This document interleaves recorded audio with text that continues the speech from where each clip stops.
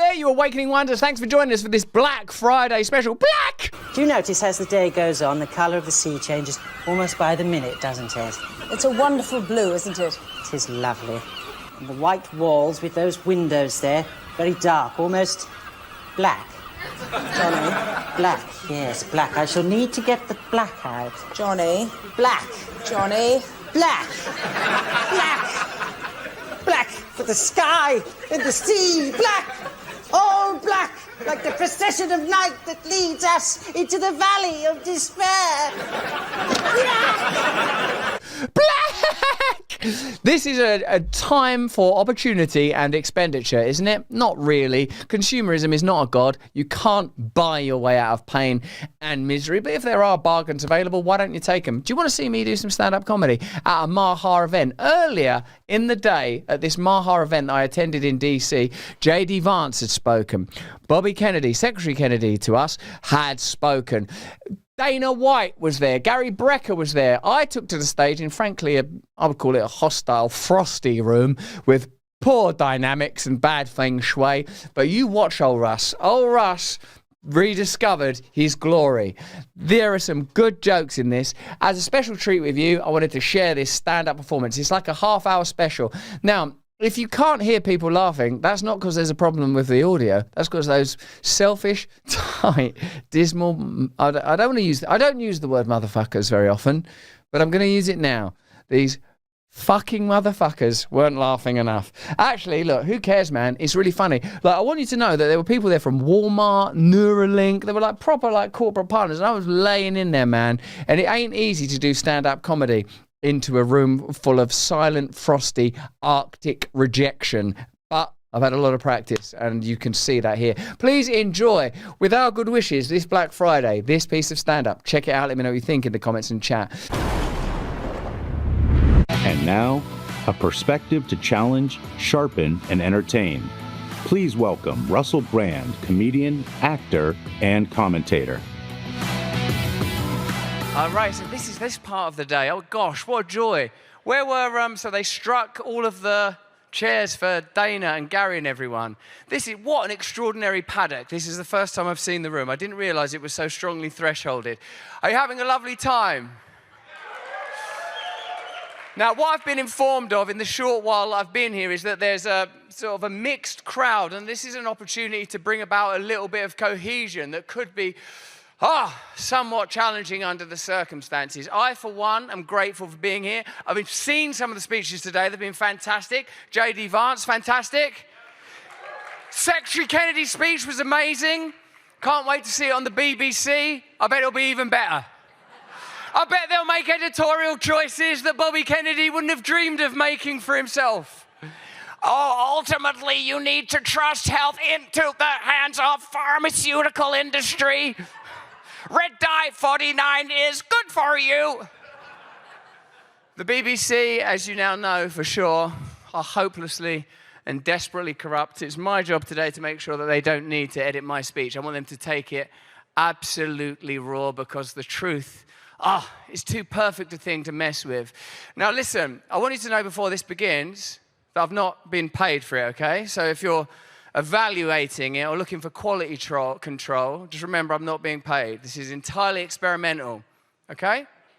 I'm just trying this out on you, and it's not been tested anywhere else, all right? So this is just a trial period. I'm trying it out. It's not been tried in any laboratory conditions. Hopefully it'll be okay. Maybe it'll be all right. There might be a few adverse events down the line, 5 years, 6 years. Maybe a few of you will get myocarditis. Who's to say? It's very difficult to know. This is an interesting time for your fantastic nation, an interesting time to evaluate what authority means to you, where authority comes from. Me, I'm not from your country. Obviously, you recognize the accent, but you will remember, well, Jamestown and Plymouth Rock and the name of the language and the tobacco and many of our endowments to you. What I want to say is that the authority I follow is the authority of Jesus Christ, not of any political party. So I don't have any allegiance. I believe in your country a great deal. I think you are beautiful people, just incredible. And I know there is some kind of psychic scar in the United States of America at the moment that's being healed. And there's no question that a country that has food that ultimately acts as an addictive poison by design, and a pharmaceutical industry that can't seem to resolve or regulate in a manner that is beyond profitable, financially profitable, biologically. I know this is a time of radical transition. And it's nice to know that all of us have access to supreme authority at any time, and that your nation, supreme and insuperable, will prosper and triumph in spite of the difficulties you're evidently currently encountering. Me, I've always been a little bit adverse to authority, and in a way, that's been kind of beneficial, because I guess I never took any of those vaccines. I think the reason was because people were telling me to. And if the government had really wanted me to take those vaccines, and probably a lot of you too, I sent some freedom fighters in here and some free thinkers. If they really wanted us to take that vaccine, all I'd have had to have done in my case is just hidden it anywhere in my house and told me that if I found it, I was under no circumstances at all to take it. Don't touch that. If you find that syringe, don't you take that. Man, I'd be 9 booster shots in by now. You try stopping me taking that thing, you don't control me. I suppose hidden even in the language are the ideas that there's a sickness, there are clues and codes all around us. Even the casual and easy phrase, junk food, is an indication that maybe things have gone awry, that that's an easy idiom for us to say. Junk and food don't belong in the same place. You don't put junk where you put food. Those words do not belong together. The fact that it's become an idiom is an indication that the culture needs a deeper remedy. You don't have junk food in the same way you don't have paedophile kindergarten or Hitler synagogue or Epstein Island. Oh, no, you do have that one. You do have that one. I think everyone that went to Epstein Island should be made to go back there for a kind of battle royale, fight to the death scenario. Maybe start with fight to the death. If that don't work out, let them fuck each other to death out there. I sometimes wonder, would Bill Gates survive in nature? You know, if you just let Bill Gates loose in the wild. Go on, Bill, get out there, try your best. You seem to know a lot about everything. Oh, man, it's actually quite nerve-wracking out here. We need more vaccines. Oh, we need to patent these seeds. Indian agriculture's out of control. African agriculture's out of control. God save us from the good intentions of these men that think they can save the world. Anthony Fauci, I am the science. Oh, wow, man. Thanks for that, because the last time I heard anyone declare I am, they were on top of Mount Sinai and talking to Moses. I am the science. Well, you am in a lot of fucking trouble then, mate. Because you am not telling the truth a lot of that time. I've got to tell you, some of the great heroes of the regime change in the room right now is Jay Bhattacharya still here. My God. Marty Makari, is he still here? Jim O'Neill, are they in this room? Because, my God, what heartens me most of all is I have the great privilege of knowing some of these people. I know Secretary Kennedy. I know him. I know Jim O'Neill. I know Jay Bhattacharya. I know him well. I love him. I love Marty Makari. And man, the people they've replaced. I'm not casting aspersions, by the way, and in no position to judge anyone, but like, if you think of, like, let's just go for a few former FDA, CDC, and NIH leaders. Scott Gottlieb, guess where he works now? Pfizer, yes. Julie Gerbending, guess where she works now? Merck, good, this is good. Some of these people are well informed. Maybe you should be running the country. Patricia Cavazzoni, formerly of the FDA now. She's working her way up to McDonald's. But before she's got the Happy Meal, she's dished you in the happy shots of Pfizer. But I ain't seeing too many happy smiling faces these days. Not with sudden death syndrome. not with no clinical trials, double-blind and randomized, not with vaccines being tested against other vaccines that were not double-blind randomized, not with a culture that uses addiction as a modality of marketing.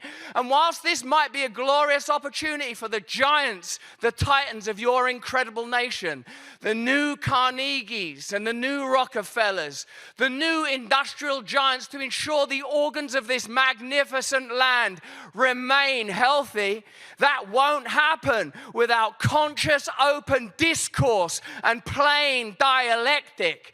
And when you have in your language junk food, and when you have in your leaders, in your regulatory bodies, notions like, I am the science, man, I don't know anyone that could make, maybe Prince. I'm talking about Prince, the artist formerly known as Prince, not Prince Andrew, the Prince formerly known as Prince Andrew. I'm talking about Prince. If anyone could say, I am, maybe Prince could say, I am fuck. God rest his soul. That living embodiment of erotica. But Anthony Fauci is I am science. What about when it was, is it okay to find Anthony Fauci sexy? Do you remember that moment when the propaganda really, really started to lean in?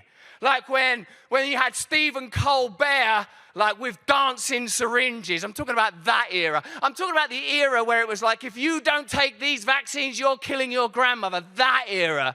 The shame time. The pandemic of the unvaccinated. That's the era that interests me. And the way the media went out to bat for that, your CNNs and your New York Times and your deep investigations. That guess what these investigations discovered? Safe and effective. Safe and effective. Don't be cynical, don't be skeptical, take the shot, take the pill, shut your mouth, do as you're told.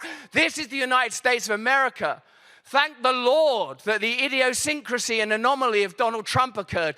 Thank God for men like Secretary Kennedy, bold enough, brave enough to put it on the line and die if necessary for what he believes in and what all of us ought collectively believe in. He's got founder father vibes, man. When you find someone like that, you back him. Even if he has got some crazy hobbies. He's not doing himself any favors.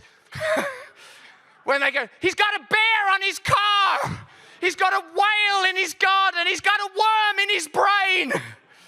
What's going on with him? What are those hobbies? But thank God for him. Thank God for his glory. Yeah, man, that's a weird list. It's Scott Gottlieb, used to be FDA. Julie Gerberding, CDC, now Merck. Patricia Cavazzoni, FDA, was FDA, now Pfizer. That's not a revolving door. That's a Hydra collider. Isn't it? You could take them to CERN. You could whiz them round and collapse waves and particles straight out of the FDA. And I'll tell you this, you won't be getting Marty Makary cropping up at Merck or Purdue. You won't be getting it. I declare it now. You won't be getting Jay Bhattacharya turning up at Moderna. You won't be getting it. Too much power concentrated in too few hands. You know the problem. You know your Constitution, you know your Bill of Rights, you know your founding fathers, you know the struggles of this land, and you know it's an ongoing struggle. And if it's ever to become cohesive again, not the endless fascias, friction, fractures, and fissures of cultural warfare, senseless, needless, pointless, hollow, empty cultural warfare, the MAHA movement is the thing you can back because it's the cohesive cartilage between MAGA nationalism and the masculine intensity that plainly scares a lot of people, and whatever the Democrat Party has become. This limp, hopeless, could have had Tulsi Gabbard and Robert Kennedy, but would prefer to trot out a cadaver. And Kamala Harris, a woman who's, listen, you know, people might accuse me of making word salads, but at least there's nutrition in it.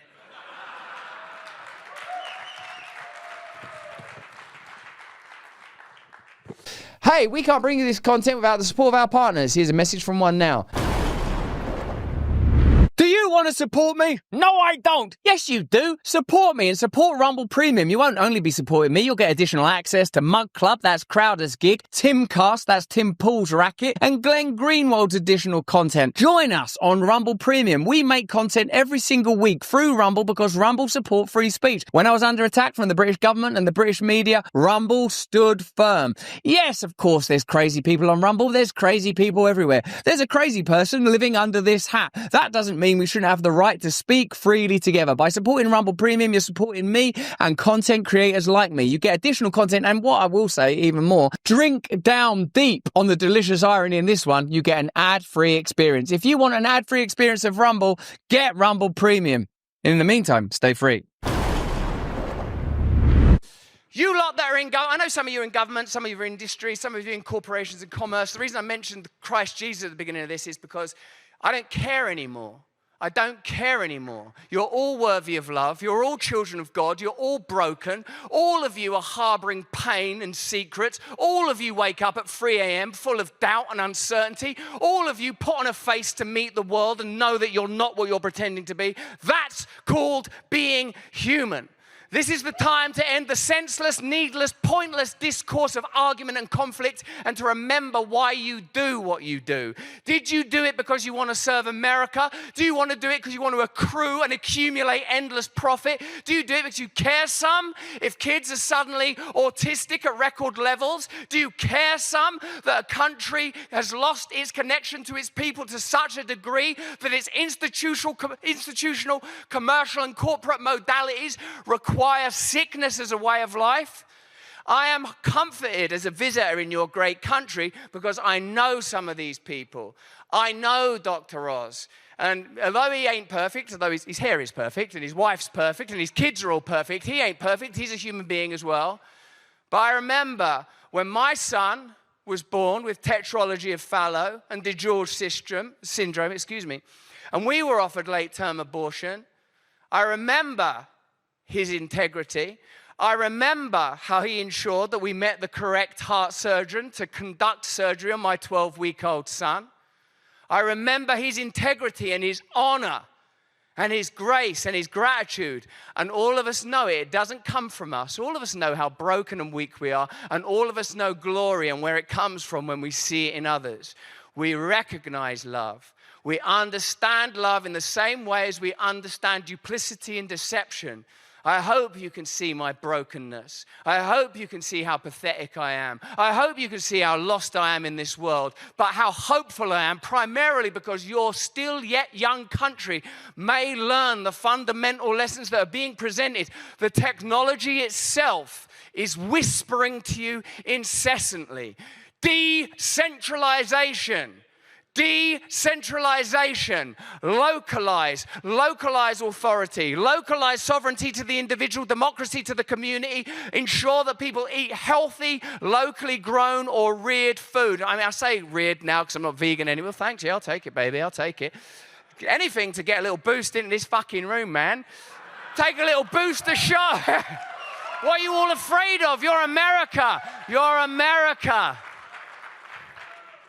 Even if you're Walmart, you're America. Even if you're Google, you're America. Even if you're Neuralink, you're America. Let's do it with a fucking open heart, the way my 12-year-old boy did it with an open, 12-week-old boy did it with an open heart. I'm a different man now. You know, once you've handed a baby over to anaesthetists, once you've seen your wife's breast milk bloom because they can't feed a child before surgery, you're in a different world now. I know there'll be a lot of people in this room that have lost children, people ultimately watching this online that have lost children, that are nursing sick kids, that are confused about why a medical industry would have any interest other than the well-being and welfare of children. What else could there be? Not profit. It couldn't be that, could it? It couldn't be that. We couldn't have yielded so much to what we call reason that we've forgotten the divine, could we? We can't have forgotten what St. Francis said, sanctify yourself and sanctify society. We've not lost our way, have we? You beautiful, glorious, entrepreneurial, brilliant, and innovative Americans. You're connected, aren't you? You're not going to get lost in the politics of personality, are you? Baffled and bemused by people's skin tones and haircuts, whether those are Afro-Caribbean or heavily sprayed, whether the skin tones are coffee brown or orange tangerine. You can see beyond that, right? You're smart, aren't you? We can still look to you, can't we, the rest of the world? We're not watching a creaking, dying break in America, are we? We're still watching the great nation of innovation, of your entrepreneurial railroads, of your ingenuity, of your greatness, of your holy grace of one nation under God. That's still happening, isn't it? This still is the age of miracles. Behold, I hope so. Oh, man. Oh, man. Let me just check the old fist of taboo. Oh, this is some good stuff on here. Okay, let's just have a little reminder of the lockdown era.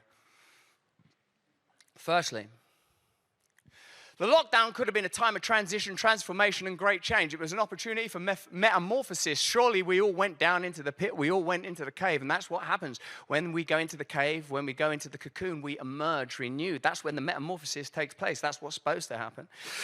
You may recall, like I do, the early days of the pandemic where there was a peculiar optimism and a sense of unity. Do you remember it? Where people were kind of upbeat, where nature herself appeared to adorn a new glory upon those that voluntarily, because of the sanctity of life, never forget, were willing to lock themselves in their homes. Remember that? Remember, like, did I dream this, or did like deer start turning up in like high streets and like squirrels in like vests start working in Kmart? Did that happen, or did I dream that? Was there not a glorious era where nature herself came alive like a Walt Disney or Vedic depiction of living nature consciousness streaming through all things? No? Did I dream it? Wasn't it kind of beautiful when one by one we learned the arbitrary nature of each of their measures? 6 feet? Yeah, we just came up with it. Masks? They might work, they might not. Vaccines? Careful of your heart.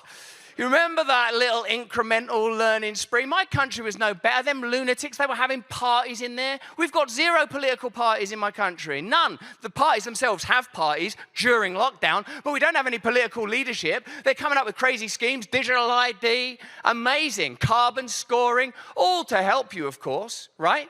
But you know control and protection are on a spectrum, right? Any parent knows that, man. It's pretty difficult to be a parent, actually, if your default position is anti-authoritarian, and that's mine. I taught my daughters, you don't trust authority. Never trust authority.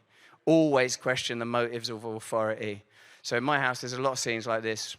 All right, you lot, go to bed. Fuck you! Well done.